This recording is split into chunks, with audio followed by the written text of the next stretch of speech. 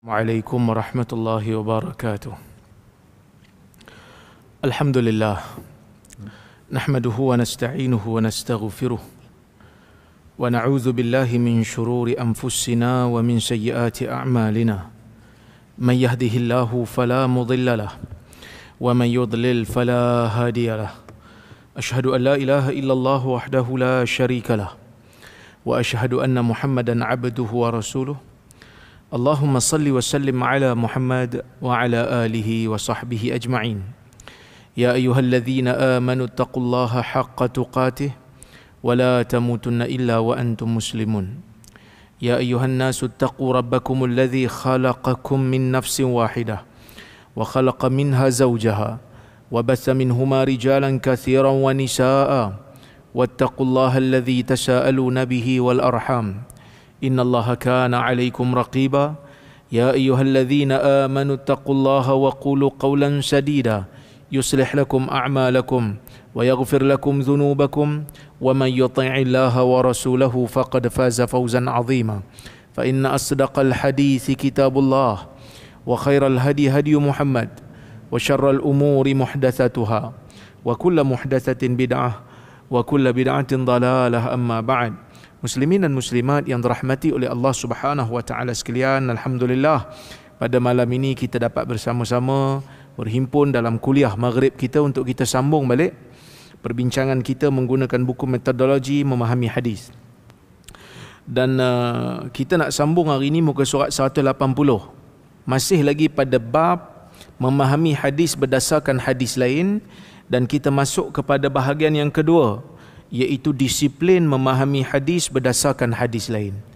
Bila kita kata nak faham hadis, nak faham satu hadis kena tengok hadis lain, bukan maknanya kena tengok tanpa ada disiplin. Mesti ada disiplin yang mengikat. Dia macam makan ubat lah. Walaupun ubat tu bermanfaat, ubat tu baik, ubat tu bagus, tapi kalau makan ubat tak ada dos, lebih daripada dos dia boleh mati ya, kan? Sama jugalah bila kita kata nak faham hadis ikut hadis lain, ada disiplin yang perlu kita patuhi. Apa disiplinnya? Disiplin yang pertama, kita kena tahu dulu hadis yang kita nak jadikan sebagai panduan itu statusnya apa. Kena tahu dulu status dia. Kalau tak, jadi problem. Takut-takut hadis yang kita guna sebagai panduan tu hadis palsu. Takut-takut hadis mungkar. Takut-takut hadis matruk. Takut-takut hadis ma'lul, hadis cacat. Jadi tak boleh pakai. Sebab hadis maudhu' ni hadis palsu yang orang tipu. Tak bolehlah jadikan sebagai satu panduan, kan? Ataupun hadis tu merupakan hadis matruk, hadis yang terlalu dhaif, yang tak boleh pun disandarkan kepada Nabi sallallahu alaihi wasallam kerana dia adalah bersifat ataupun bertaraf terlalu dhaif. Kan? Ataupun hadis mungkar, hadis yang telah dikenal pasti berlaku kesilapan dalam periwayatannya. Kita tahu dah benda ni silap, dan apa saja yang silap tu tak boleh sandar kat Nabi SAW lah. Kita tak boleh kata Nabi sebut lah. Okey? Baik. Walaupun kaedah memahami hadis berdasarkan hadis lain ini diterima, ia perlu mematuhi disiplin tertentu. Ini penting supaya pemahaman terhadap sesebuah hadis tidak tersasar. Berikut adalah disiplin yang mesti dipatuhi bagi kaedah ini. Yang pertama, tahu status hadis supaya kita tak terbabas. Disiplin pertama yang mesti dipatuhi bagi seseorang yang ingin memahami hadis berdasarkan hadis lain, ialah dia mesti mengetahui status hadis yang dia himpunkan. Mengetahui status bagi setiap hadis yang dia ingin baca adalah langkah pertama bagi memahami ataupun mengaplikasikan kaedah ini. Ya, sebab takut-takut hadis itu palsu lah. Contoh hadis dhaif. Contoh hadis dhaif yang tak boleh dijadikan sebagai panduan. Bila kita nak faham hadis, kita kumpulkan. Tak boleh ambil hadis yang satu ni. Sebab apa? Sebab hadis yang satu ni dia dhaif. Tak boleh pakai dalam bab hukum. Ya? Contoh. Disiplin ini sangat penting kerana kaedah berinteraksi dengan hadis berbeza mengikut status. Tengok bab. Ada bab hadis dhaif boleh diterima dengan syarat. Ada bab hadis dhaif kena tolak. Tapi kalau palsu, tolak habis. Sebab dia bohong. Terlalu dhaif, tolak semua. Tapi kalau dhaif ringan, boleh pakai dalam bab yang tertentu, iaitu bab fadailul a'mal. bab kelebihan amalan. Dia bukan bab hukum hakam, dia bukan bab akidah. So kita kena pasti dulu. Jika sesebuah hadis itu palsu atau terlalu dhaif, maka tidak ada nilainya di sisi ulama. Kewujudannya seolah-olah tidak wujud. Namun jika sesebuah hadis itu dhaif ringan, maka ia boleh digunakan dalam bab fadailul a'mal, dalam bab sirah dan nasihat-nasihat umum selain daripada bab akidah dan fiqh. Contohnya hadis bintang Suraya dan penyakit. Bintang Suraya, pernah dengar bintang Suraya? Bintang Suraya ni gugusan bintang yang menjadi panduan, yang menjadi petanda bagi orang Arab zaman dulu. Dalam bahasa Inggeris kita panggil dia apa? Pleiades. Dia ada gugusan bintang. Tuan-tuan tak biasa tengok bintang macam tu lah kan? Tu yang kerut je dahi tu kan. Suraya biasanya ada disebut dalam beberapa riwayat tentang bintang Suraya ni. Okey, kita tengok. Dalam sebuah hadis Nabi sallallahu alaihi wasallam, dalam sebuah hadis Nabi sallallahu alaihi wasallam menyatakan bahawa penyakit akan diangkat apabila munculnya bintang Suraya. Nabi sallallahu alaihi wasallam bersabda, "Ma tala'an najmu sabahan qattu wa taqumu 'aha illa rufi'at anhum aw khaffat." Hadis riwayat Tahawi dalam Syarah Mushkil Al-Athar dengan sanad yang hasan. Nabi SAW sebut dalam hadis ni, tidak timbul bintang pada satu pagi, sekali pun tak timbul bintang ni dalam keadaan waktu ditimbul tu ada penyakit, melainkan penyakit itu akan diangkat daripada manusia ataupun penyakit tu akan berkurangan. Bintang ni bintang apa? Bintang Suraya. Bila bintang ni muncul, Nabi kata, penyakit ada dekat bumi, penyakit ni akan diangkat. Ataupun penyakit tu kalau dia kuat, dia akan berkurangan. Sama ada diangkat terus ataupun akan berkurangan. Faham tak hadis ni? Hadis ni faham. Tapi bila kita nak faham, kita tak boleh tengok satu hadis ni saja. Kita kena tengok hadis-hadis yang sama. Sebab tu saya sebut di situ, jika dilihat pada zahir lafaz hadis ini, kelihatannya ia menunjukkan bahawa kemunculan bintang Suraya adalah petanda kepada penamatan setiap penyakit. Saya dah tulis satu artikel jurnal tahun 2020. Kebetulan saya dalam bidang hadis, ada seorang sahabat saya, Dr. Yusof daripada UIA dalam bidang sains. Kami tak ada buat apa, bukan tuan-tuan, kita tak ada buat apa 2020.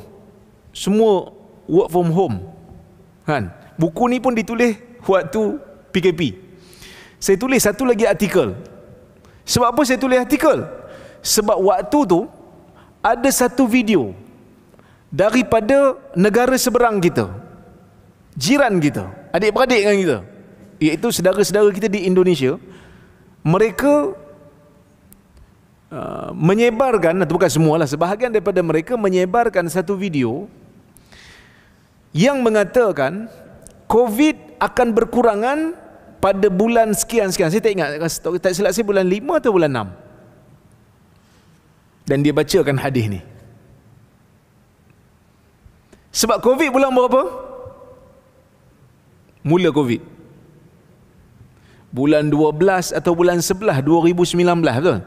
Saya ingat bulan 12 2019. Kan? Kita lockdown bulan 3, 18 hari bulan 18 ke 8? 18 bulan 3 kan? 18 hari bulan 3. So kita duduk kat rumah. Masa tu kan, kita pun jadi pelik, apa yang nak berlaku ni? Saya kebetulan masa tu esok dah siap beg dah ni, dengan luggage semua dah siap, sebab esoknya tu saya nak pergi Spain, ada kerja kan.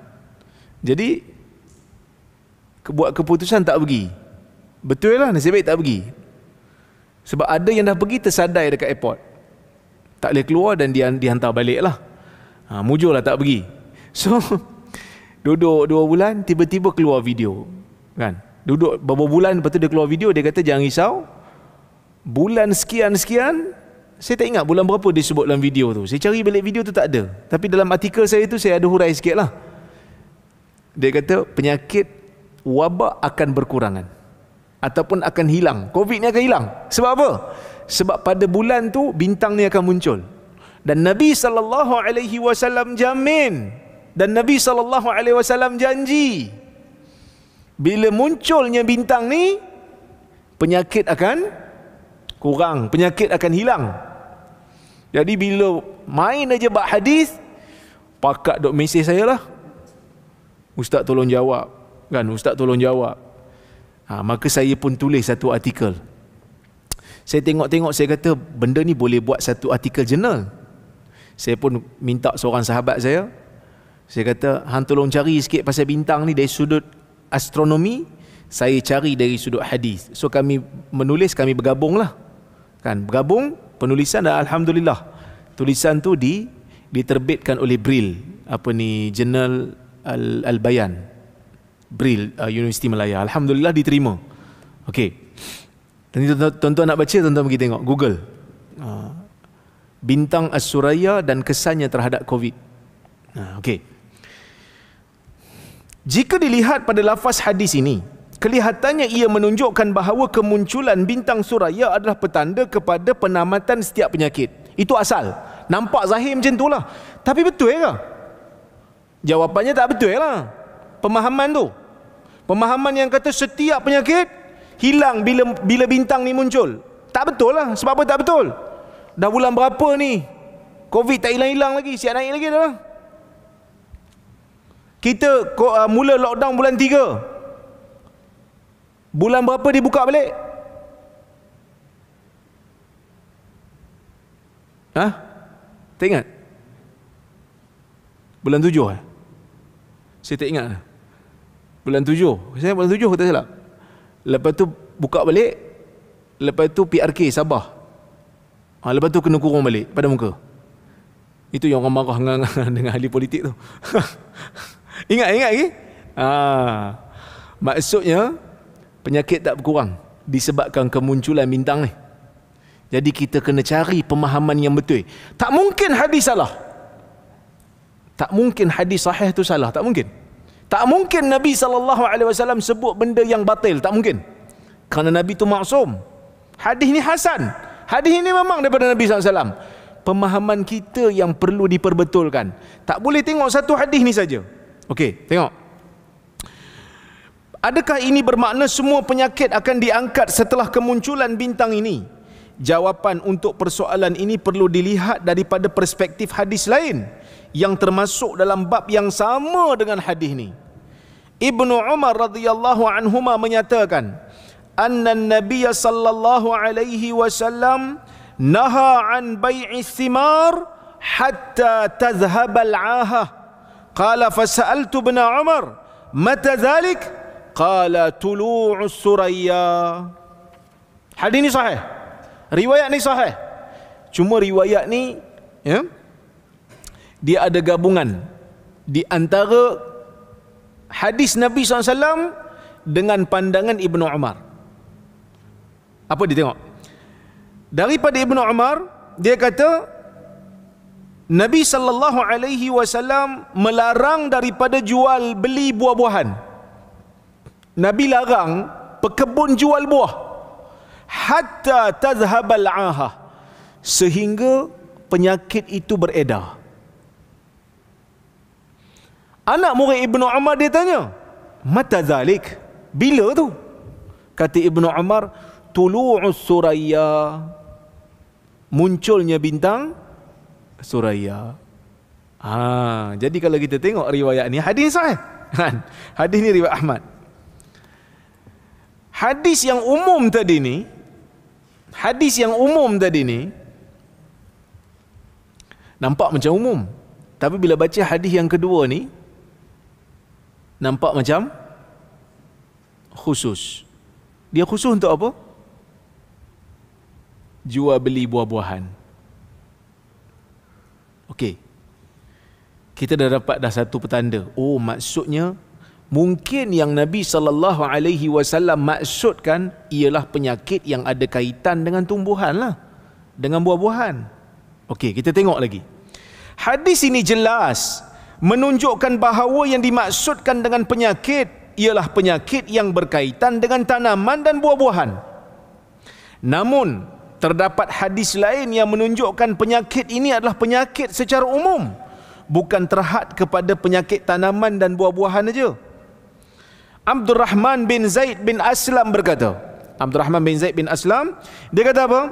Kanatil Arab taqul al-ghasiqu suqutus suraya wa kanatil asqam wat tawa'in taksuru inda uqu'iha wa tartafi'u inda tulu'iha.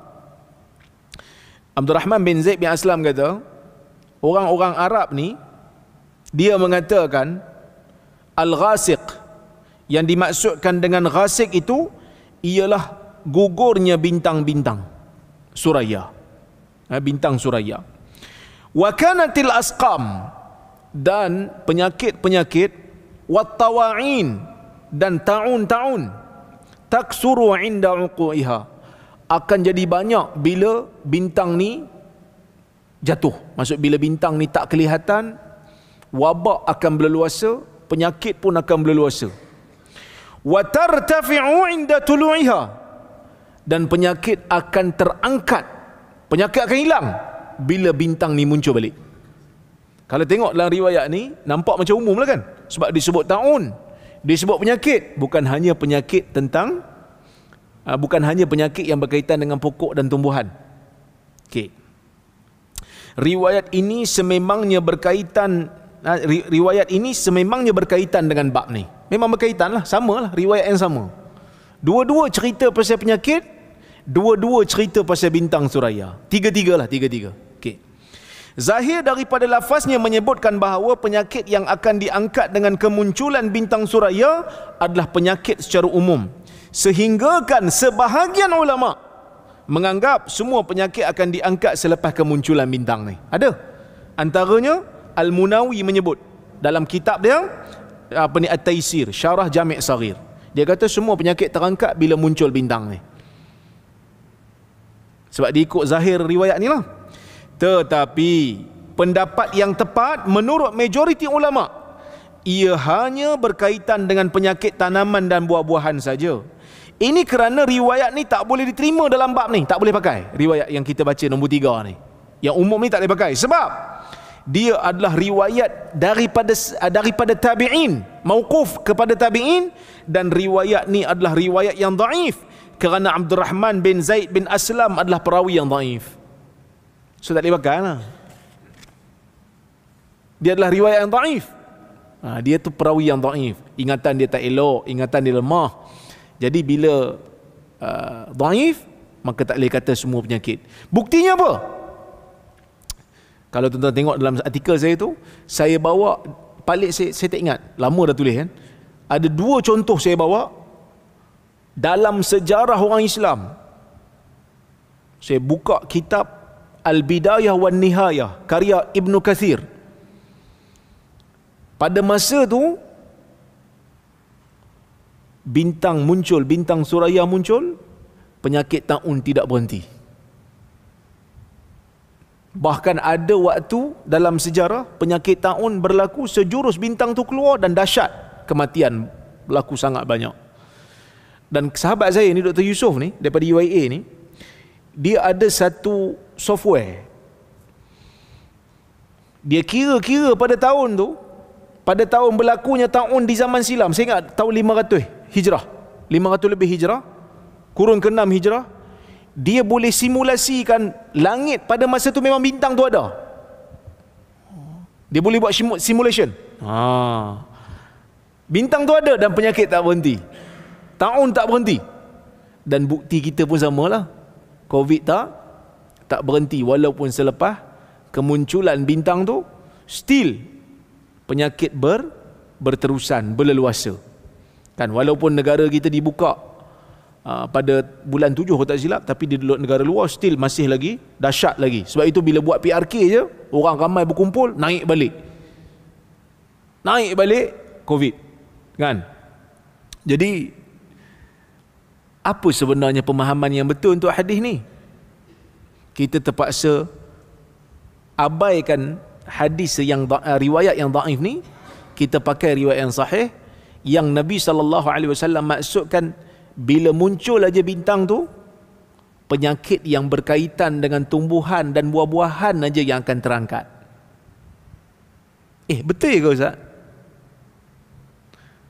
Kemunculan bintang tu biasanya adalah pada bulan 5. Kemunculan bintang tu bulan 5 kalau kita dekat hemisfera ni lah. Bila bulan 5, ia adalah permulaan musim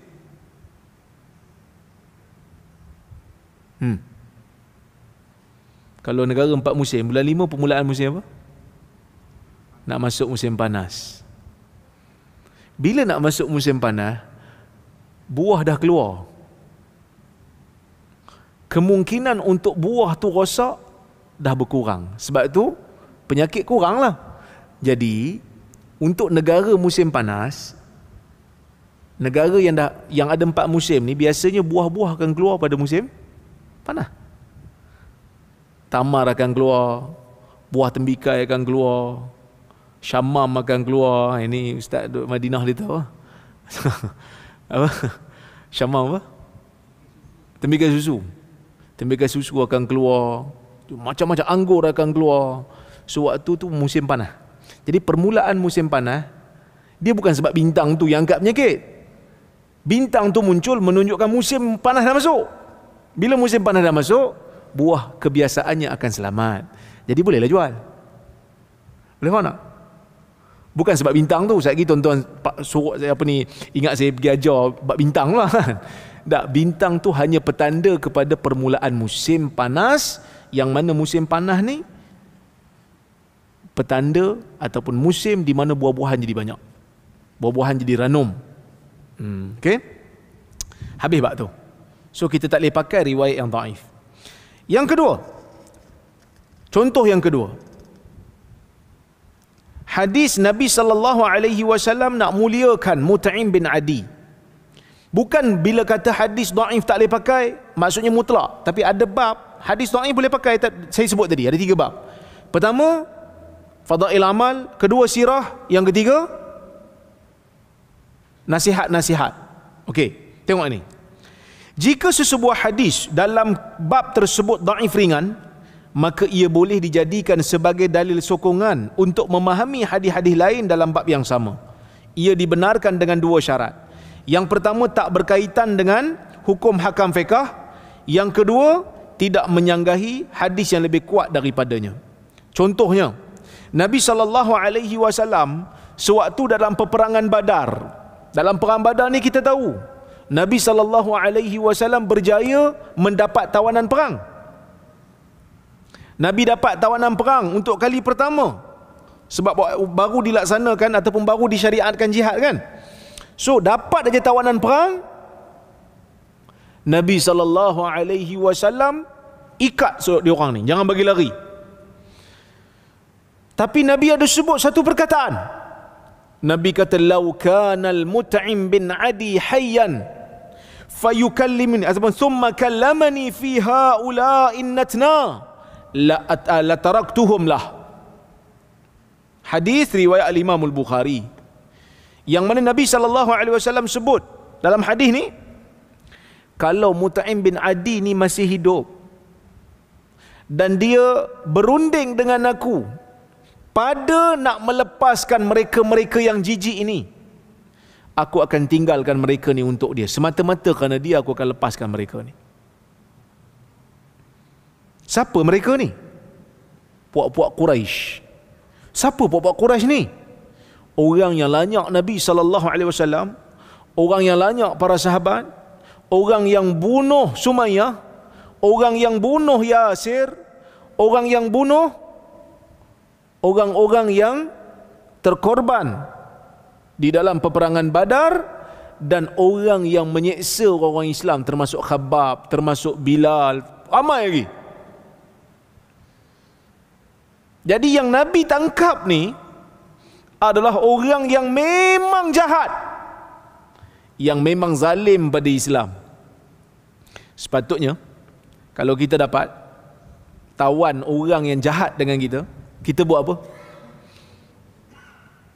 Kita balas balik lah, kan? Paling tidak pun kita kutip sikit pada mugang, contohlah, kan? Tapi Nabi SAW dia sebut perkataan ni. Nabi kata, kalaulah Mut'im bin Adi ni masih hidup dan dia berunding dengan aku untuk lepaskan mereka yang jijik ini, yang kotor ini, yang jahat ni, aku akan tinggalkan mereka ni untuk dia. Boleh ambil, bawa balik. Persoalannya yang kita kena tanya pada diri, pasal apa Nabi SAW sebut perkataan ni? Kenapa Nabi sebut perkataan ni? Itu persoalan dia. Mut'im bin Adi ni siapa?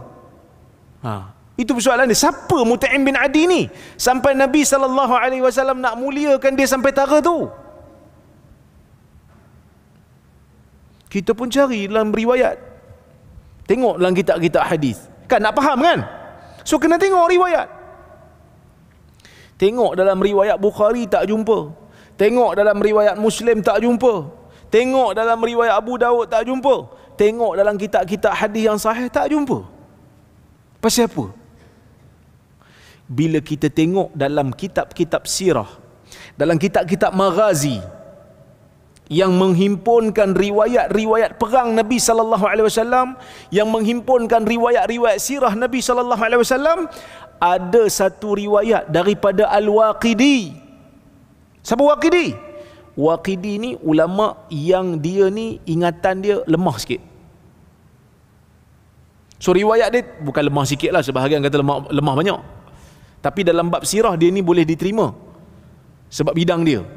Dia fokus dalam bab sirah, dia fokus dalam bab maghazi. Jadi bila dia ni riwayat dia dhaif, tapi dalam riwayat dia disebut kenapa? Memang ada sebut. Okey, tengok. Jelas daripada lafaz hadis ini bahawa Nabi SAW mahu memuliakan Al-Mut'im bin Adi. Namun kita tak tahu atas sebab apa yang menyebabkan baginda memujinya, melainkan setelah kita kembali merujuk kepada riwayat-riwayat lain dalam bab ni. Para ulama menyebutkan bahawa Nabi SAW mengkhususkan Mut'im bin Adi dengan keistimewaan ini kerana dua sebab. Sebab yang pertama, beliau telah berusaha menentang perjanjian zalim yang dikemukakan oleh Quraisy yang menyuruh supaya tidak ada perjanjian antara Al-Hashimiyah dan Al-Muttalibiyah. Dalam sirah, orang-orang Quraisy ni buat perjanjian. Sebelum daripada hijrah, orang musyrikin Quraisy buat perjanjian. Sebab dia tengok orang ikut Muhammad ni ramai. So dia orang buat perjanjian sama dia orang. Macam mana buat perjanjian? Dia orang buat perjanjian, jangan beli barang daripada orang Islam kalau orang Islam niaga, jangan jual barang kepada orang Islam kalau orang Islam nak beli. Jadi waktu tu, waktu yang sangat-sangat sukar bagi orang Islam. Nak beli barang orang tak mau beli. Nak beli barang orang tak mau jual. Nak jual barang orang tak mau beli. Sehingga mereka terpaksa berhimpun di perkampungan Bani Hashim untuk kumpul makanan yang ada.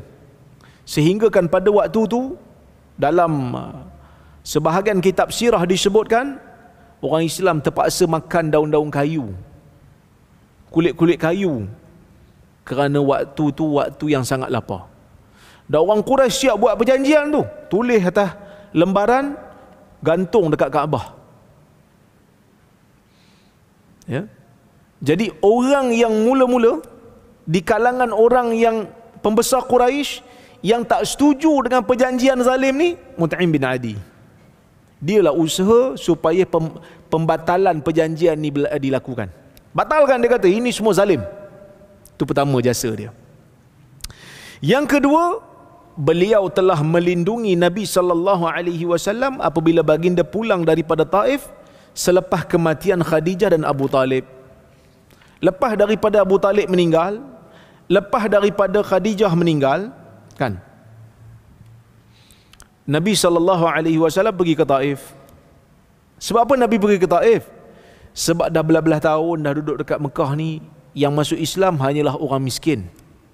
Yang masuk Islam hanyalah orang-orang lemah, hamba-hamba. Jadi orang besar-besar ni tak nak masuk Islam. Yang ada pengaruh, yang ada kekuatan, yang ada harta tak mau masuk, melainkan hanya sedikit. Sikit sangat yang masuk. Jadi Nabi SAW fikir tak boleh ni, Mekah ni tak ada jalan dah nampaknya ni. Jadi Nabi SAW pun pergi ke Taif. Nabi pergi Taif. Nabi pergi jumpa dengan Abd ibn Yalil bin Abdi Kulal.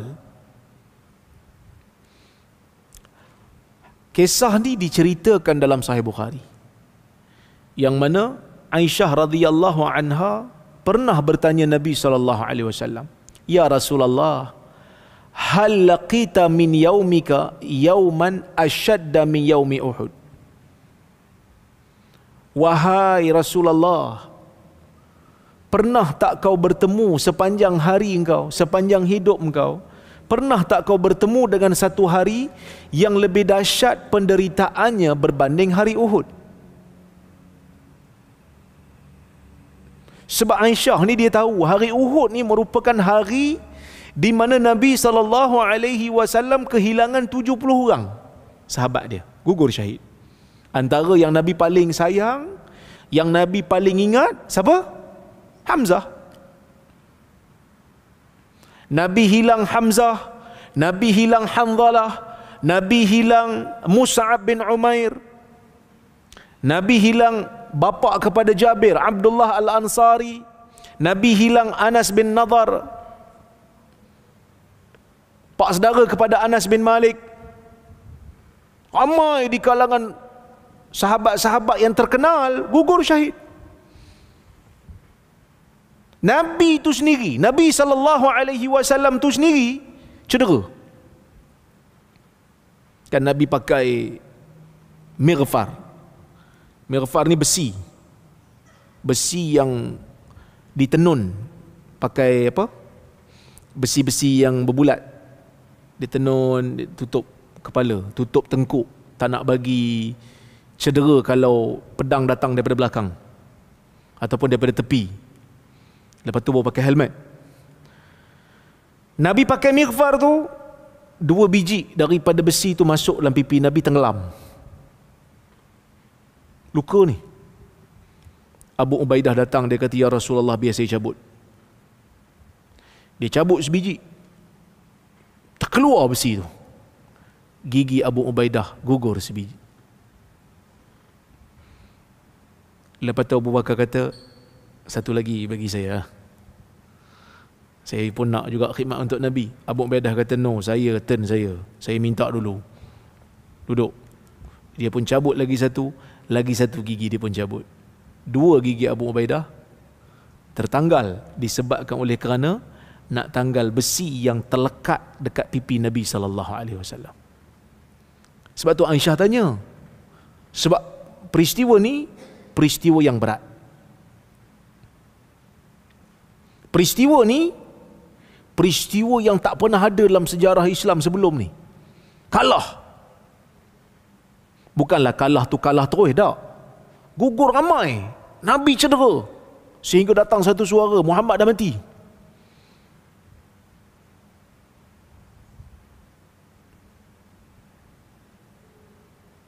Jadi Aisyah pun tanya, ada tak hari yang paling berat daripada hari Uhud? Nabi kata apa? Laqad laqitu min qaumiki ma laqit wa kana ashaddu ma laqitu yaumal aqabah. Sesungguhnya aku telah bertemu dengan hari bersama dengan kaummu, wahai Aisyah. Kaum Aisyah tu kaum Quraisy. Dan di antara hari yang paling dahsyat yang aku lalui ialah hari Aqabah. Wih, Ada hari lagi dahsyat daripada hari Uhud, iaitu hari Aqabah. Hina aradtu nafsi ala ibni abdi Yalil bin Abdi Kulal, ketika mana aku menawarkan diriku kepada pembesar Taif yang namanya Ibni Abdi Yalil bin Abdi Kulal. Falam yujibni ila ma arad. Aku tawarkan diriku, aku ajak dia masuk Islam sebab dia pemimpin di Taif. Berikan ruang untuk Islam bertapak di negeri ini. Falam yujibni ila ma arad. Tapi dia tak terima apa yang aku cadangkan. Dia tak terima apa yang aku mahu. Dia tak sahut aku punya kehendak. Fantalaqtu wa ana mahmumun ala wajhi. Kata Nabi SAW, aku pun beredar dalam keadaan aku duka cita, mahmum, aku serabut. Nabi kata aku serabut sungguh ni, aku sedih sungguh ni. Sebab apa sedih? Nabi terfikir dalam kepalanya, ke mana nak dibawa dakwah ni?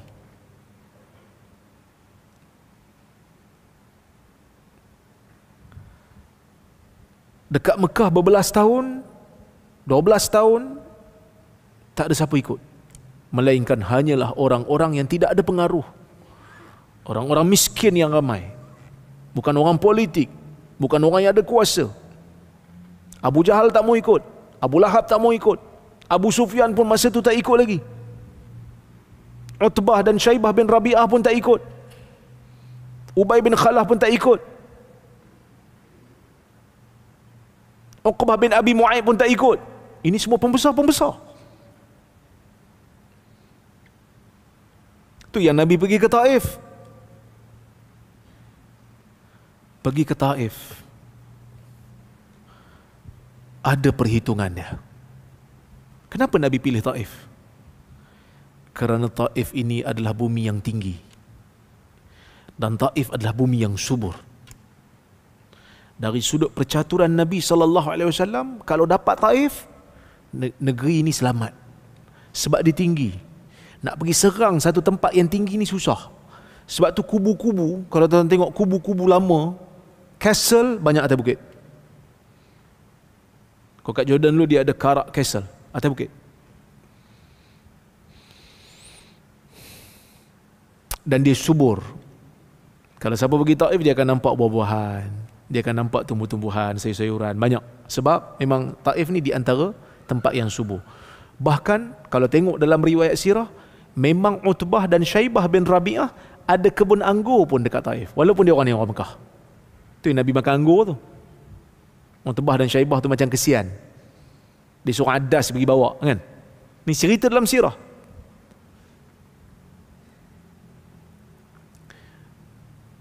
Aku beredar, kata Nabi SAW, dalam keadaan aku duka cita.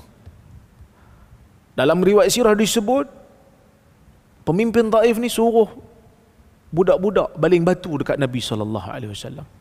Maka dibaling batu, banyak batu dibaling. Nabi bawa Zaid pada masa tu, Zaid bin Harithah, anak angkat Nabi SAW. Zaid cuba untuk halang batu daripada terkena Nabi, tapi kena juga, berdarah juga Nabi SAW. Tapi Zaid pun taklah mati. Tapi bila Aisyah tanya, saya bila baca riwayat ni, saya tertanya juga. Sebab Aisyah tanya, Aisyah banding antara hari ni dengan hari Uhud. Aisyah tanya, ada tak hari lebih dahsyat daripada hari Uhud? Nabi kata hari itulah. Tapi hari itu bila kita baca, tak ada siapa mati pun. Tak ada siapa mati. Nabi lukalah, tapi Zaid tak mati. Zaid masih ada. Sahabat-sahabat lain tak mati. Tapi siapa Nabi kata yang ni lagi dahsyat? Sedangkan hari Uhud tu 70 mati tu. Bila saya tengok-tengok balik, saya kata mungkin Nabi SAW kata ini adalah tempat ataupun ini adalah peristiwa yang paling mendukacitakan, yang paling dahsyat apabila Nabi SAW tak nampak jalan untuk dakwah dia. Kalau Uhud, betul, Uhud 70 orang gugur syahid. Tapi 70 orang yang gugur tu, mereka akan dapat nikmat di sisi Allah sebagai syuhada. Setidak-tidaknya Nabi ada tempat yang bernama Madinah untuk membina kekuatan semula. Setidak-tidaknya ada ruang untuk dakwah itu masih berjalan. Tapi bila dekat Taif ni, Nabi tengok Mekah tak ada jalan. Nabi tengok Taif pun tak ada jalan. Sebab itu dalam satu riwayat Tabarani, walaupun riwayat ni ada sedikit daif, tapi daif ringan, Nabi SAW bertanya pada Allah dalam keadaan merintih, ila man takiluni, wahai Tuhan, kepada siapa kau nak serahkan diriku? Kau nak serahkan diri aku pada siapa? Ila ba'idin yatajahamuni, adakah kepada orang jauh yang tak mesra pun dengan aku? Orang jauh yang tak nak pun berkawan dengan aku. Orang Taif lah. Au ila aduin malaktahu amri, ataupun kepada musuh. Kau nak serahkan aku pada musuh ke? Yang kau jadikan urusanku berada di bawah kuasa dia, iaitu orang Mekah. Nabi SAW tertanya-tanya, ke mana aku nak bawa dakwah ni? Tapi akhirnya Nabi berjalan, wa ana mahmumun ala wajhi fa iza ana biqarni tha'alib. Tiba-tiba falam astafiq illa biqarni tha'alib. Aku tak sedar ke mana langkahku melangkah sehingga aku sampai di satu tempat namanya Qarnus Tha'alib.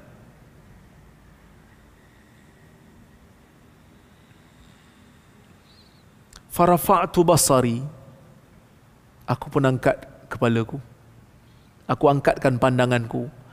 Fa idza ana bi sahabatin qad adallatni.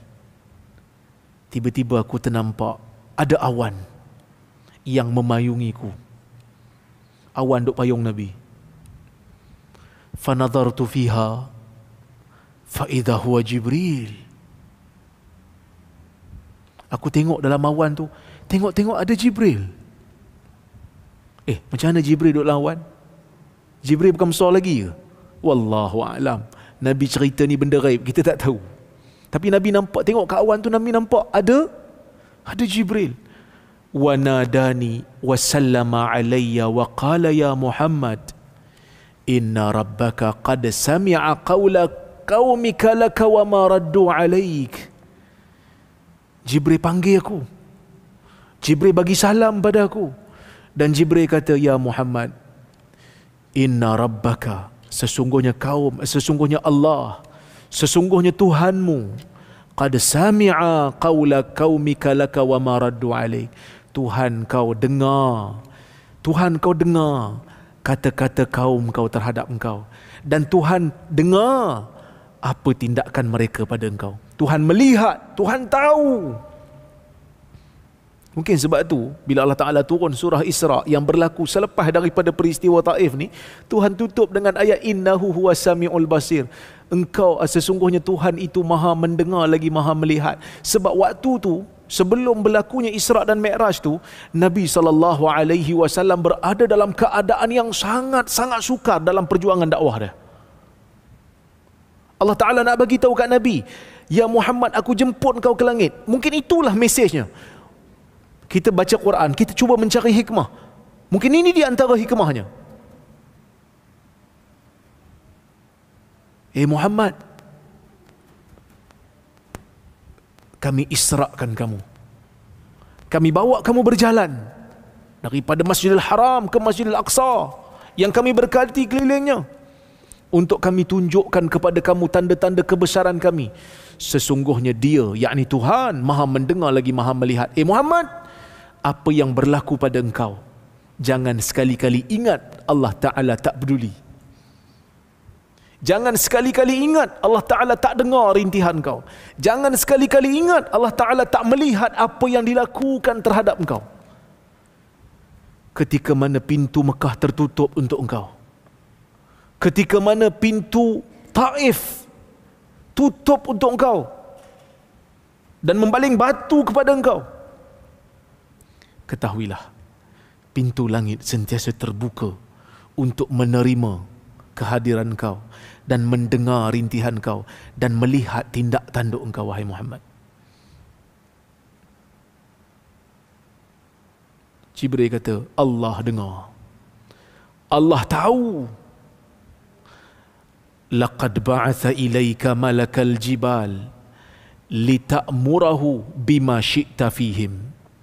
Muhammad, Allah hantarkan kepadaku, Allah hantarkan kepada kamu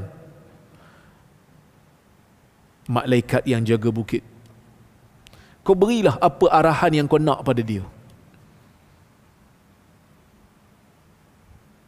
Lepas tu malaikat jaga bukit pun kata, Nabi kata, wanadani malakul jibal. Malaikat jaga bukit pun panggil aku. Wasallama alai, dan dia bagi salam pada aku. Wa qala ya Muhammad, inna rabbaka ba'athani ilaik lita'murani bi amrik. Muhammad, Tuhan kau hantar aku untuk kau berikan saja apa arahan yang kau nak pada aku. Apa kau nak? In syit utbiq alaihim al-akhshabain. Kalau kau nak, aku boleh hempapkan 2 bukit akhshabain yang ada dekat keliling Mekah tu, aku hempap atas mereka. Nak? Nabi tengah cedera ni. Kalau kita, jangan 2 bukit ni je lah, ambil bukit lain lagi. Itu kalau kita lah. Tapi Nabi SAW kata apa? Bal arju ay yakhruja min aslabihim may ya'budullah wa la yusyriku bihi syai'ah. Tapi aku inginkan, Nabi kata jangan, bahkan aku mengharapkan akan keluar daripada keturunan mereka ni golongan yang menyembah Allah dan tidak melakukan syirik pada Allah dengan suatu apa pun. So malaikat jaga bukit pun tak jadi. Tak jadi nak ambil tindakan. Sebab Nabi SAW masih lagi ada pintu pengharapan untuk orang-orang Taif ni masuk Islam. Dan betul harapan Nabi SAW. Ketika mana Nabi akhirnya berjaya membuka kota Taif setelah daripada Nabi SAW membuka kota Mekah. Lepas Nabi buka kota Mekah, Nabi buka kota Taif. Antara yang awal masuk Islam di kalangan orang Taif ialah Abu Bakrah, seorang sahabat Nabi SAW yang terkenal, yang menjadi perawi hadis. Kalau tuan-tuan biasa baca hadis, akan lalu nama Abu Bakrah. Ini di antara orang yang tinggal di Taif yang masuk Islam setelah Nabi SAW membuka kota Mekah, dan akhirnya ramailah orang-orang Taif ni masuk Islam. Dan hari ini kalau tuan-tuan pergi ke Taif, Muslim, alhamdulillah. Walaupun pada awalnya tok nenek mereka ni lawan Nabi SAW. Tok nenek mereka ni mungkin yang baling batu kat Nabi SAW. Tapi orang Taif ni taklah dapat kemuliaan seperti mana orang Ansar dapat.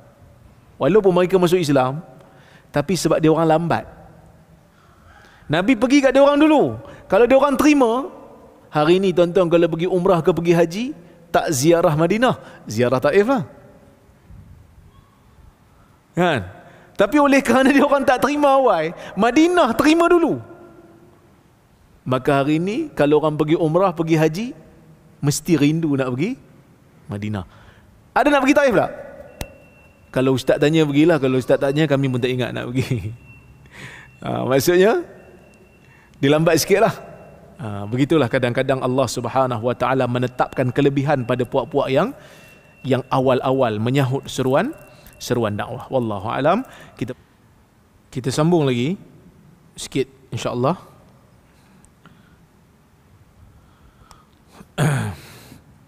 Berkaitan dengan kisah yang panjang yang saya bawa tadi ni, adalah bila Nabi SAW tak setuju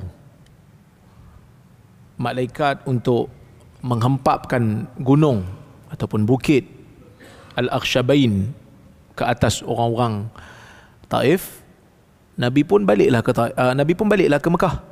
Dah tak berjaya kan. Jadi bila balik, berita Nabi SAW sampai ke Taif tu telah pun sampai ke orang Quraisy. Jadi orang Quraisy pada masa tu dah tahulah. Oh, kemain lagi Muhammad dia tak dapat kat sini, dia tak dapat pengaruh banyak kat sini, dia pergi cari Taif pula. Jadi Nabi SAW pun tak berjaya masuk ke Mekah. Tak ada siapa nak lindung Nabi. Dalam bahaya ni. Siapa tolong? Mut'im bin Adi. Dialah yang membantu Nabi SAW sehingga dia kata kepada orang Quraisy, Muhammad ni masuk ke Mekah tahta jiwari. Muhammad ni masuk ke Mekah di bawah perlindungan aku. Jangan apa-apakan dia. Dan akhirnya Nabi SAW pun dapat masuk. Maka dengan dua jasa inilah Nabi SAW sebut perkataan tadi tu. Kalau Mut'im bin Adi ni masih hidup dan dia bercakap dengan aku untuk lepaskan puak-puak yang jahat ni, aku akan biarkanlah, aku akan lepaskan mereka ni untuk dia, semata-mata dia. Tapi riwayat yang saya bawa tu yang kata dia ada dua jasa tu, riwayat tu tak datang dalam riwayat yang sahih, riwayat yang dhaif. Tapi boleh ke terima Ustaz? Boleh.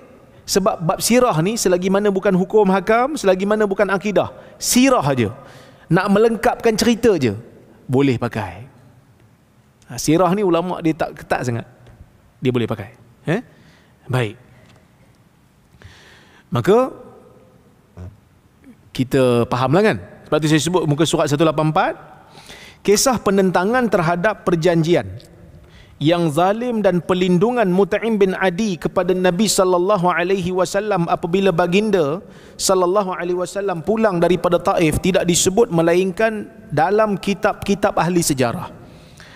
Ia disebutkan dengan sanad terputus. Sanad dia terputus, maka dhaif ringanlah. Oleh itu dapat diketahui bahawa kedua-dua kisah ini adalah dhaif kerana sanadnya terputus. Maka dengan meneliti riwayat ini dapat kita tahu sebab Nabi SAW menghargai Mut'im. Walaupun ia dhaif, tetapi ulama menjadikan ia dalil sokongan kerana berkaitan sirah dan tidak berkaitan dengan akidah ataupun hukum fiqh. Boleh faham? Boleh faham sebab tu kena dengar kuliah. Kalau baca seorang-seorang, tuan-tuan hantuk-hantuk kepala ke dinding tak faham. Okey. Yang kedua, mengharmonikan hadis lebih utama. Saya tak selesa sikit pakai mikrofon ni. Tuan-tuan tunggu kejap. Nanti apa? InsyaAllah PA system kita dah ada, tinggal nak pasang. Dah ada dalam bilik insyaAllah. Tapi dia ganggu sikit. Okey, insyaAllah kita beli yang elok sikit lah nanti. Yang kedua, mengharmonikan hadis lebih utama daripada kita buang salah satu. Bila ada dua riwayat yang bercanggah, bila kita baca hadis banyak, tiba-tiba hadis ni bercanggah dengan hadis ni, sebelum kita nak pilih salah satu, kita cuba untuk harmonikan dulu, kita selaraskan dulu. Okey. Apabila sesebuah hadis mencanggahi hadis lain dalam bab yang sama, maka menyelaraskan antara kesemua hadis-hadis yang sahih ini lebih utama daripada memilih salah satu daripadanya. Sebab kalau kita pilih dua-dua ataupun tiga-tiga yang bercanggah tu, kita cuba selaraskan, paling tidak kita amal semua daripada kita buang satu, kita cuma amal yang satu. Okey. Ini yang ditegaskan oleh ulama usul fiqh, kerana bagi mereka memilih salah satu daripadanya bermaksud menolak hadis-hadis lain. Sedangkan mengamalkan keseluruhan hadis sahih dalam bab itu lebih utama daripada mengamalkan sebahagian dan menolak sebahagian yang lain. Sebab itu mereka meletakkan kaedah i'malul kalam aula min ihmalih. Mengamalkan ataupun menggunakan kalam lebih utama daripada mengabaikan. Mengabaikan ni maksud buang. Kita pakailah semua kalau semua tu sahih. Kalau tak boleh, baru kita pilih salah satu dengan disiplin yang telah saya huraikan awal kuliah dulu. Kalau ingat lagi lah. Okey. Baik. Contohnya, Nabi SAW sebut dalam hadis, la adwa wala tiyarah wala hamata wala safar wa firra minal majzum kama tafirru minal asad. La adwa wala tiyarah. Tidak ada jangkitan dan tidak ada kepercayaan sial, tak percaya pada burung. Wala hamata, tak ada percaya kepada burung bawa sial. Wala safara, dan tidak ada percaya pada bulan Safar bawa bala. Wa firra minal majzum, larilah kamu daripada orang yang terkena kusta, kama tafirru minal asad, seperti mana kamu lari bila nampak singa. Hadis Bukhari. Bila Nabi SAW kata tidak ada jangkitan, maksudnya ada tak penyakit-penyakit? Tak ada lah kan? Kalau ikut dalam hadis ni tak ada lah. Betul ke? Betul ke tak ada penyakit-penyakit? Tengok. Jika dilihat kepada zahir hadis ni, ia seperti mengatakan bahawa tak ada jangkitan penyakit, sedangkan ia menyanggahi hadis lain yang Nabi SAW larang masuk negeri yang dilanda taun. Dalam hadis Nabi kata, fa iza sami'tum bihi bi ardin fala taqdimu alaihi wa iza waqa'a bi ardin wa antum biha fala takhruju firaran minhu. Hadis riwayat Bukhari. Bila kamu dengar taun melanda satu negeri, kamu jangan masuk negeri itu. Bila taun dah melanda negeri itu, jangan pergi. Wa idza waqa'a bi ardin wa antum biha, tapi kalaulah kata negeri kamu yang terkena taun, fala takhruju firaran minhu, jangan keluar untuk lari, duduk situ. Ni konsep apa ni? Kuarantin. Nabi SAW sebut kuarantin 1400 tahun dulu. Ni Nabi sebut awal ni. Nabi sebut awal dulu, jangan lintas negeri. Saya bila tengok MCO kan, Movement Control Order, perintah kawalan pergerakan, saya teringat hadis ni ya. Betul, Nabi suruh sekat perjalanan, jangan keluar. Tapi Nabi sebut ni untuk taun lah. Cuma taun ni termasuk juga lah wabak-wabak ni, antara caranya adalah jangan beredar lah, jangan lari. Saya tahu, saya faham pelbagai tafsiran ulama. Memang ada ulama yang menafikan jangkitan secara mutlak pun ada. Cuma dia kata, kalau macam ni macam mana pula? Dia kata yang ni Nabi SAW nak suruh duduk di situ, sebab nanti kalau terkena kau salahkan jangkitan, sedangkan benda tu bukan menjangkit. Tapi pandangan ni kurang tepat. Pandangan yang tepat, wallahu a'lam, sekadar kajian saya, ada dua pandangan yang tepat dalam isu ni. Yang pertama, pandangan yang paling masyhur. Apa dia? Tidak ada jangkitan melainkan dengan izin Allah. Sebab tu di hujung hadis yang sama Nabi kata, wa firra minal majzum firaraka minal asad, ataupun kama tafirru minal asad, lari daripada orang yang terkena penyakit kusta seperti mana kamu lari nampak singa. Pasal apa lari? Kalau tak berjangkit, pasal apa kena lari? Sebab orang jahiliah, bila Nabi sebut ni, orang jahiliah, mereka pada zaman jahiliah percaya penyakit tu berjangkit sendiri. Dia tu ada kuasa, tanpa izin Allah pun dia boleh buat. Sebahagian daripada orang jahiliah percaya macam tu. Maka sebab tu Nabi kata la adwa, tidak ada penyakit berjangkit melainkan dengan izin Allah. Sebab tu ada sebahagian daripada riwayat menyebutkan benda ni. Lepas tu ada sahabat tanya, kami ada unta yang sakit, yang kurap kan, yang berkudis, kemudian bila bercampur-campur semua kena kudis. Nabi SAW siap tanya lagi, faman a'dal awal, kalau macam tu siapa yang jangkitkan yang first kena kudis tu? So Nabi SAW dia bukan menafikan keseluruhan jangkitan, tak. Nabi SAW nak bagi tahu jangkit ke tak jangkit ke, penyakit datang daripada Allah, supaya kita ni bila terjangkit daripada orang lain, jangan pergi marah orang yang menjangkitkan kita tu, seolah-olah macam kita tak redha dengan takdir. Dah terkena kan, Allah Ta'ala punya kuasa lah, kita redha. Tapi ada waktu Allah Ta'ala tunjukkan kuasa, tak jangkit, walaupun sebab untuk berjangkit tu dah ada. Dan benda ni berlaku pada saya sendiri. Saya pergi US. Saya pergi Los Angeles, LA 2021 bulan 12. Bila? Tahun lepas lah. 2 tahun lepas lah. Kan? 2021. Sekarang 2023. Tuan-tuan, saya dah setahun dah duduk kat sini. Saya pindah Perlis 14 hari bulan 1. Hari ni 16 kan? Setahun 2 hari. Okay. Genap. Sebelum saya pindah ke Perlis, saya dapat jemputan pergi LA, Los Angeles. Masa tu memang negara baru buka lah. Baru buka sempadan apa semua, baru boleh keluar.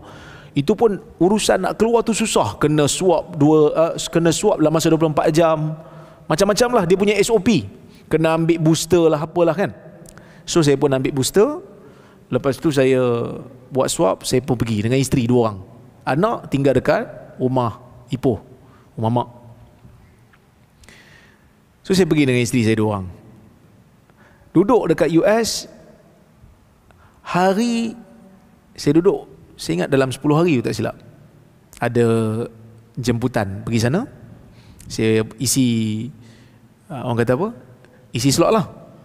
Ramai, audience ramai. So bila audience ramai, orang US ni dia tak pakai mask. Okay, kita tengok kat LA tu dia pun memang free country kan, dia tak ada, dia tak pakai mask kan. Ada yang pakai, ada yang tak pakai. So masa selek tu bersalam, semua duduk dalam Dewan Aircon. Mungkin ada yang terjangkit dengan COVID. Saya kena. Sehari sebelum balik, saya dah mula sakit tekak, saya dah mula nak demam. Duduk kat hotel 2 orang, bilik sama, selimut sama. Saya pun minta soluble, minta Panadol. Dia pun bagi lah, bagi. Lepas tu bila nak balik kena swab kan.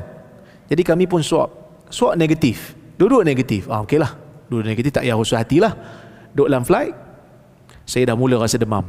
Saya makan soluble 2 biji. Lepas tu 4 jam lepas tu saya minta Panadol. Saya kata nak Panadol, nak demam ni. Sampai isteri saya tegur, banyak sangat ni, takut dos terlebih ni, janganlah. Saya merajuk sikit lah masa tu. Saya minta ubat, dia tak bagi. Lepas tu saya duduk, saya diam, saya tidur lah. Sampai je dekat Malaysia, tuan-tuan, dalam flight Dr. Abu Hafiz sebelah saya, isteri saya sebelah sini, saya duduk tengah-tengah. Dalam flight 23 jam pergi US jauh. Daripada LA nak sampai ke Dubai, saya ingat dalam 17 jam kot, 17 jam ke 16 jam gitulah. Lepas tu berhenti dekat Dubai, naik pula flight Dubai sampai ke KL 7 jam. Semua sekali 23 jam kot, tak silap saya lah. Jauh. Jadi duduk dalam tempat tu, duduk sekali, saya tak tahu saya positif masa tu. Balik turun je dekat flight, turun je dekat KLIA, student ambil. Student UPSI lah, naik kereta saya. Tu saya kata dekat student ni, boleh tak tolong berhenti sekejap dekat restoran nasi kandar, saya nak makan. Dah lama tak makan nasi kandar ni, saya teringin. Dia pun berhenti dekat nasi kandar dekat KL tu, dia beli kat saya. Saya makan dalam kereta tapi tak habis. Masa tu dah tak rasa dah, deria rasa hilang, tapi tak perasan lagi COVID. Balik sampai rumah, anak-anak tak ada, sebab kami sampai Tanjung Malim kan, ingat esok nak ambil. Saya pun dengan baju tight, sebab LA sejuk kan, dengan baju tight, dengan jaket, saya tak buka. Saya tidur, selimut lagi. Isteri saya tidur kat sebelah. Esok pagi saya batuk, keluar kahak, ada darah sikit. So saya kata ini lain ni. Saya pun buat test, positif.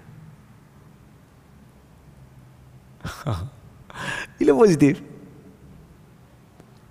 saya kata pada isteri saya, abang positif. Dia kata positif kan? Positif. Ni keluarlah, kita kena kuarantin, kita kena asing.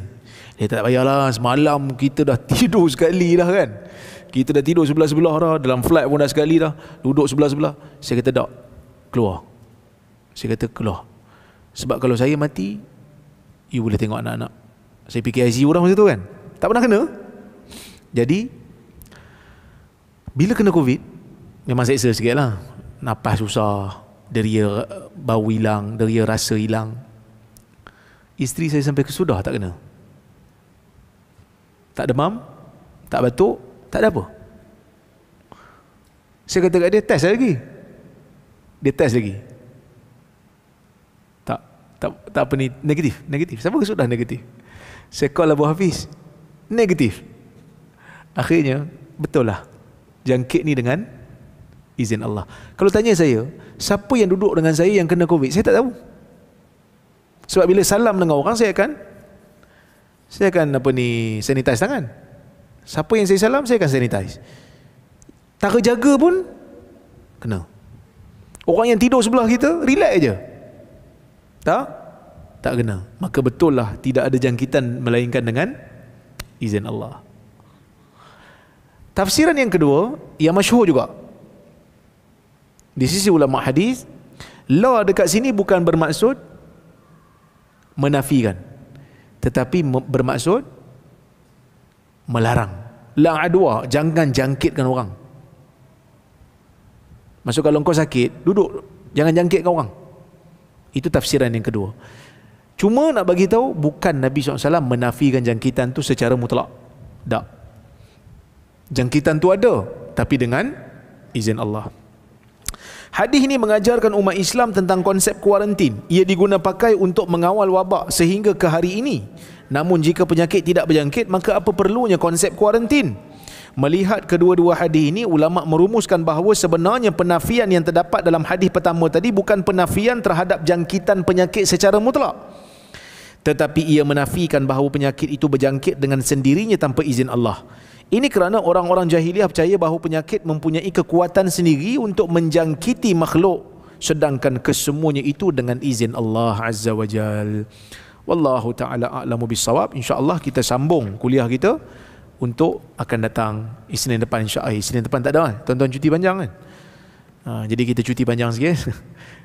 2 minggu lagi kita jumpa, insyaAllah. Saya tengok kalau ada soalan ataupun komentar ataupun kritikan, saya ada tersilap di mana-mana, boleh bagi tahu nah.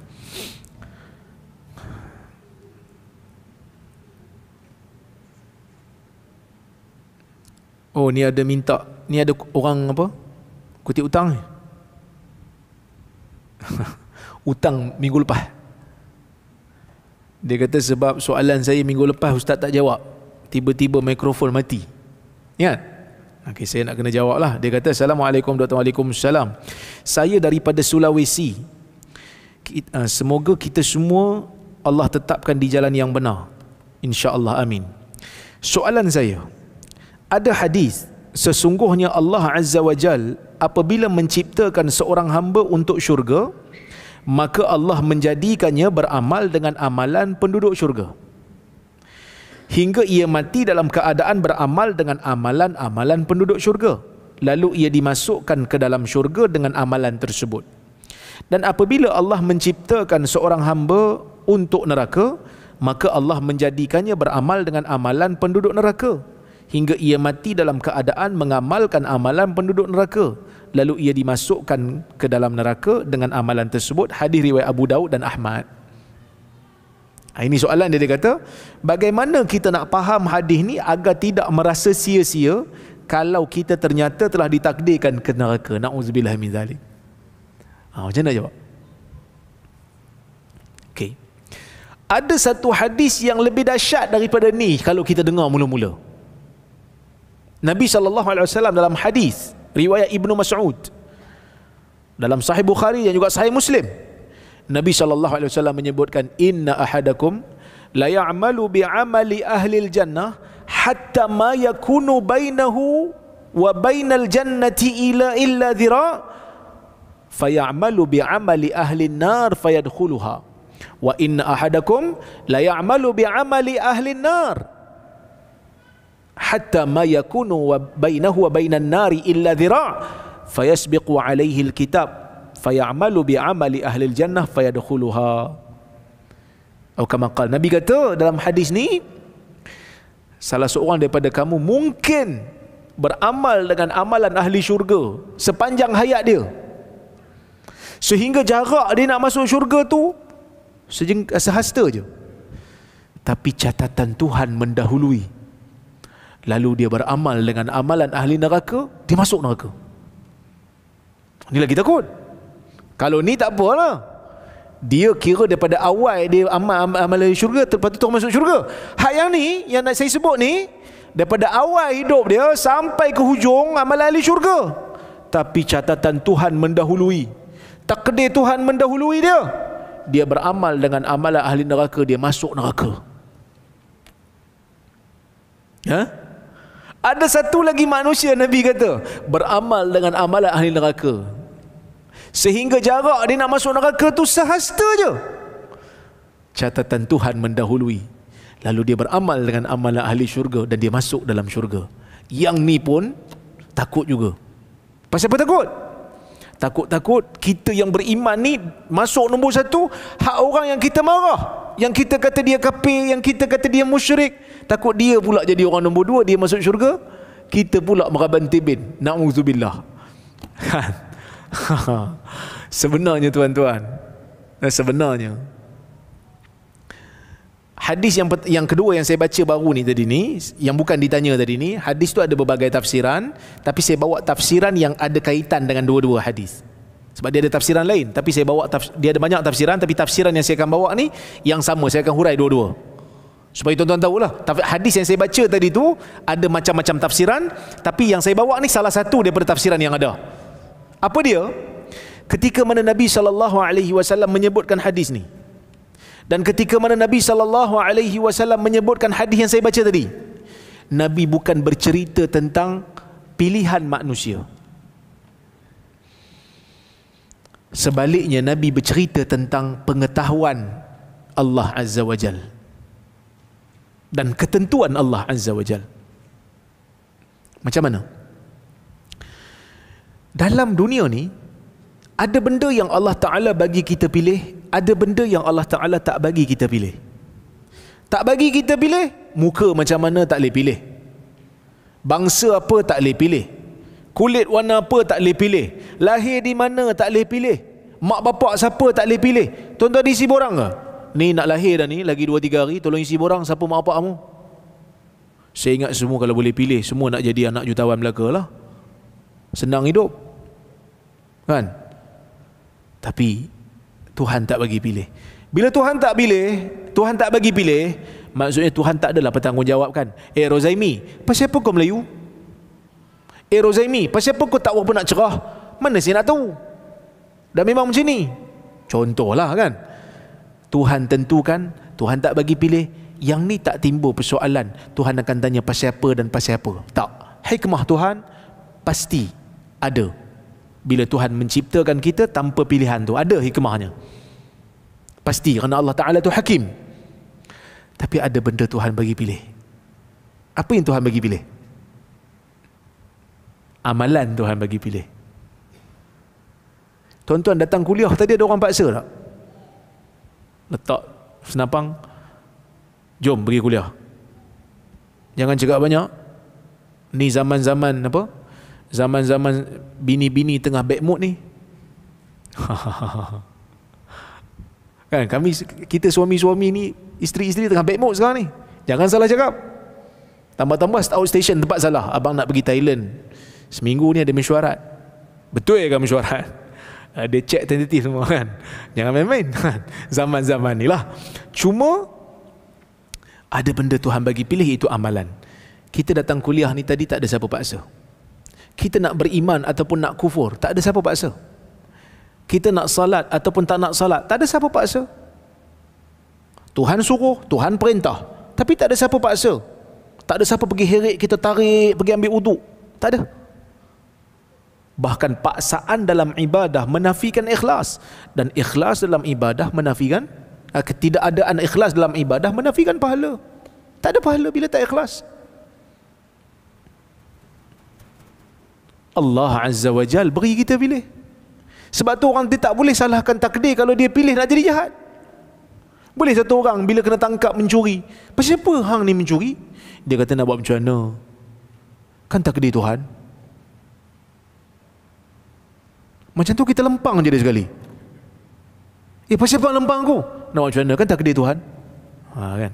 Kata Umar waktu nak mencuri, dia kata apa? Orang tu kata, dah takdir Tuhan aku mencuri. Umar kata, kami potong tangan kamu pun dengan takdir Tuhan. Syekh Muhammad Naim Yasin baru meninggal, rahimahullah. Minggu lepas dia meninggal, seorang tokoh daripada Jordan. Dalam kitab dia Al-Iman, dalam kitab Al-Iman dia sebut, dia kata sesiapa yang buat dosa kemudian menyalahkan takdir, dia pembohong dan penipu. Sebab apa? Sebab tuan-tuan, takdir Tuhan ni sebelum kita buat, sebelum ia berlaku, kita mana tahu? Tuan-tuan tahu tak esok nak jadi apa pada kita? Mana kita nak tahu? Satu orang pencuri, dia nak pergi mencuri, dia pun tak tahu berjaya ke tak berjaya dia mencuri, tapi dia mencuri juga. Bila dah berjaya, oh takdir Tuhan lah, ini semua salah takdir. Tak, awak yang pilih. Takdir hanya mengizinkan. Tuhan izin, sebab tu jadi. Tapi Tuhan tak reda lah. Bukan semua benda Tuhan izin tu Tuhan reda. Ada benda Tuhan izin dan Tuhan reda. Suatu orang nak buat ibadat, Tuhan izinkan berlaku dan Tuhan reda, Tuhan sayang kat dia. Tapi ada orang nak buat dosa, Tuhan izin berlaku, tapi Tuhan tak reda, Tuhan murka. Tapi Allah Azza wa Jalla bukan macam kita. Saya pensyarah universiti, sebelum datang ke Perlis ni, saya mengajar kat kelas. Sekarang ni tak adalah mengajar dah. Dah jadi direktor ni tak mengajar. Kalau mengajar asyik ponting je lah, mesyuarat banyak. Cuma nak bagi tahunya, masuk kelas. Kelas pertama saya akan bagi dulu markah berapa. Tugasan 60, markah final exam 40. Tolong buat kerja ni. Sampai minggu ke-7, ada seorang budak tugasan tak hantar, exam midterm tak datang, telefon tak angkat.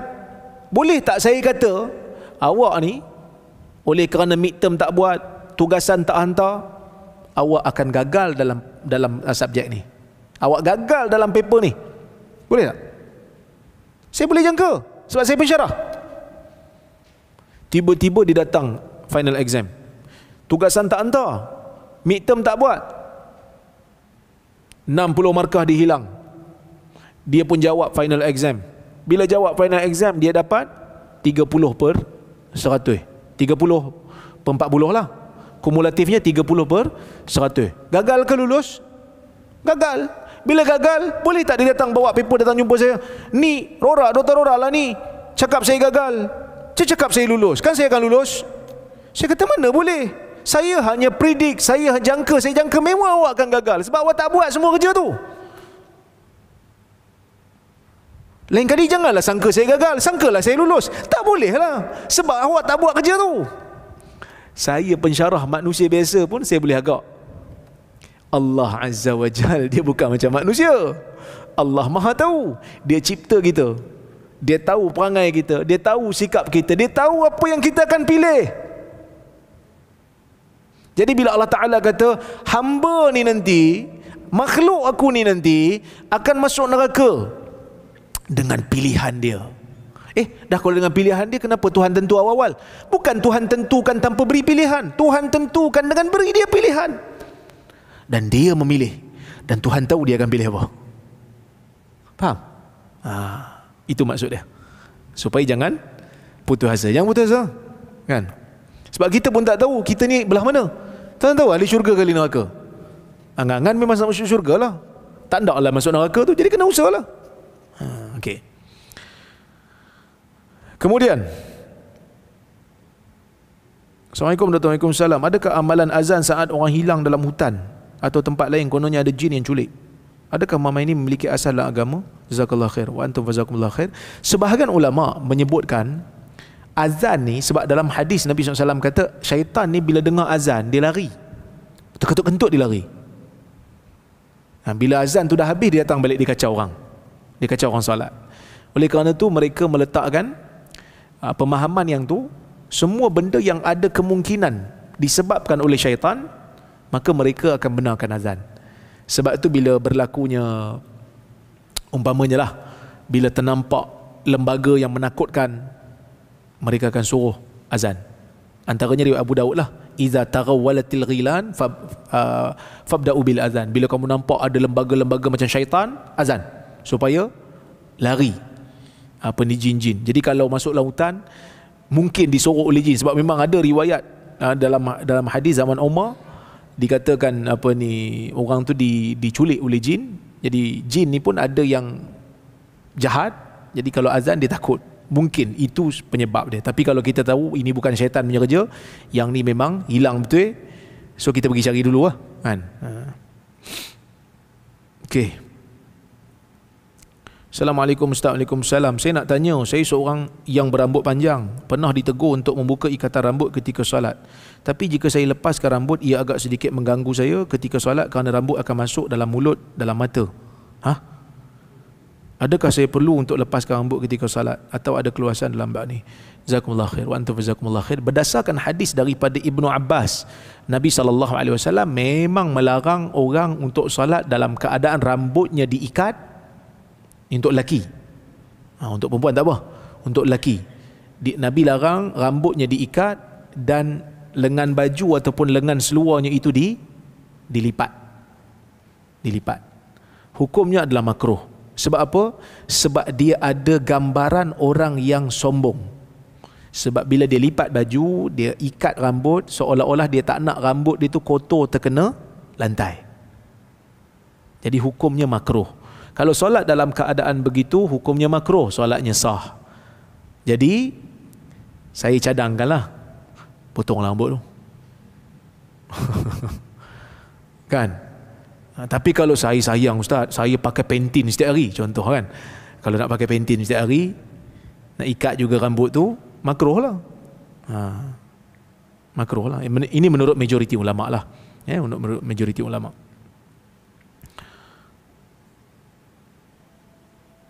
Assalamualaikum Dr. Rora. Waalaikumsalam. Saya mengikuti kuliah doktor dari Kuching, Sarawak. Jauh ni. Doakan Kuching juga akan mengikuti jejak Perlis sebagai benteng sunnah, insya-Allah, amin ya Rabb. Soalan saya, jika mimpi tak boleh dijadikan hujah, bagaimana pula dengan solat istikharah, yakni mimpi sebagai sandaran? Jazakallah khairan. Ini yang tengah istikharah lah ni kan, istikharah nak menikah. Biasa orang istikharah nak menikah. Okey, bila para ulama sebut mimpi tak boleh jadi hujah, bukan bermakna mimpi itu langsung kena buang terus. Tuan-tuan faham tak maksud tak boleh dibawa hujah? Hadis dhaif tidak boleh dibawa berhujah. Mimpi tak boleh dibawa berhujah. Tahu tak maksud dia apa? Tak faham? Haji Shimi pandai lah kan? Dia tengok kuliah banyak lah. Tapi ada orang faham, bila tak boleh dibawa berhujah, maksud tak boleh ambil benda ni, bawa hujah dengan orang, tak boleh. Bukan maksudnya tak boleh bawa berdebat, bukan. Maksud tak boleh dibawa berhujah, maksudnya tak boleh dijadikan sebagai sandaran hukum syarak. Hukum syarak tak boleh pakai dengan hadis dhaif. Hukum syarak tak boleh pakai dengan mimpi. Tuan-tuan semalam mimpi, dalam mimpi tu sebut, Tok Guru sebut pakai serban semua putih. Rozaimi, bermula daripada minggu depan, setiap hari Rabu hendaklah kamu lakukan khutbah macam solat Jumaat sebelum Zuhur. Saya pun kata, menarik. Mimpi pun mimpi yang bagus. Saya pun nak amalkan mimpi itu. Jadi, saya pun bagi tahu dekat masjid, selain daripada khutbah hari Jumaat, saya nak buat khutbah hari Rabu. Orang akan bagi tahu kat saya, jangan buat pelik-pelik lah ustaz. Saya mimpi semalam. Mimpi tak boleh bawa hujah. Sebab mimpi ni dia hanya untuk panduan sahaja. Dia hanya untuk panduan. Dia tak boleh jadi hukum syarak pun. Dia tak boleh jadi. Sebab apa tak boleh? Tak ada orang boleh verify. Tak ada orang boleh sahkan. Kadang-kadang dia mainan tidur. Berapa banyak mimpi kita tipu kita? Kan? Kita teringin sangat nak pergi satu tempat. Tidur sampai mimpi, dah sampai. Rupa bangun-bangun, kat Kuala Perlis juga aku. Ingat sampai dah tempat tu. Berapa banyak mimpi tipu kita. Jadi mimpi tak boleh dijadikan hujah, tetapi boleh dijadikan sebagai panduan. Kalau mimpi dalam istikharah boleh jadi panduan. Boleh jadi panduan untuk amalan peribadi. Sebab itu Nabi SAW sebut dalam hadis, Nabi kata apa? Mimpi ni mubasyirat. Mimpi yang benar merupakan pemberi berita gembira kepada orang beriman. Juz'um minan nubuwah, satu juzuk daripada kenabian. Dalam hadis Tirmizi Nabi sebut. Kan, mimpi satu juzuk daripada kenabian. Bukan nak kata orang yang dah ada mimpi betul ini terus jadi nabi, tak. Di antara kerja nabi ialah memberitahu tentang masa depan. Apa yang akan berlaku pada masa depan. Mimpi juga kadang-kala memberikan kita sedikit gambaran tentang masa depan. Pernah tak tuan-tuan duduk dalam satu situasi, benda ni macam aku mimpi lah. Kalau orang putih panggil apa? Deja vu. Betul ya sebutan tu? Tu kawan saya sebut lah, saya pun tak tahu betul ke tak. Okey, habis. Ni ada satu lagi.